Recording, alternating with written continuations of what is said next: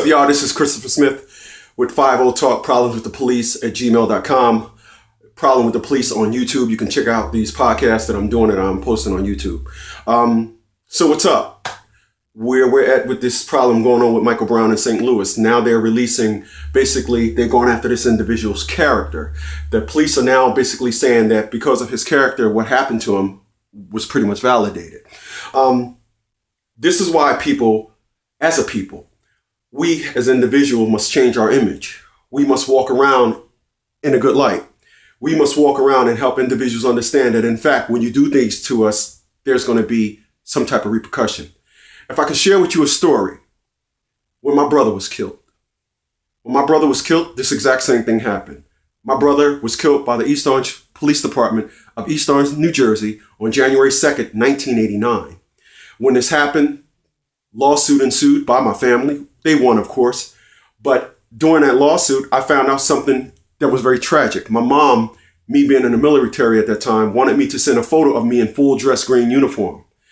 Reason being, as a black man, our value is not worth the same amount as a white man or even a Spanish one nowadays in 2014. So my mom wanted to show, in fact, if I ever get killed by the cops or something ever happened to me, my mom wanted to show everybody me in full uniform. So if I can tell you briefly what happened during that lawsuit against the East Orange Police Department and my family for the death of my brother, a lot of things came to light. The fact that we came up on welfare would not paint a good light on my parents. The light that it painted on my parents was simply that they could not afford to have children. They had children, and we were living off the system. The fact that my brother wasn't working. The fact that my brother did not finish high school. The vehicle that my brother was in was stolen. If you add all these things up, it equaled up to a big fat zero worth for my brother. Due to those facts and a couple of other things that I really want to disclose at this time, my family was forced to settle out of court.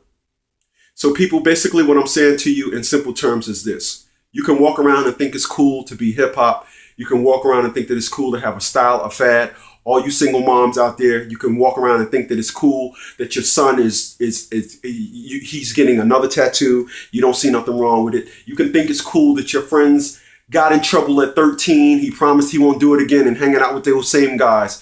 You can do all these things. You can factor in all these things that you want and think that it means something, but it means absolutely fucking zero unless you are contributing. This is America's law now. Unless you are contributing to today's society, you are nothing but a savage or a menace. If you are not doing something that's increasing the flow of humanity, if you're not doing anything for the positive nature of humanity, the United States will not deem you valid of a citizen.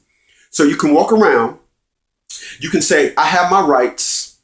You only have your rights as a citizen to abide by the guidelines of the United States. Personal innuendos and personal feelings of how you feel that you should be treated, they are simply your own.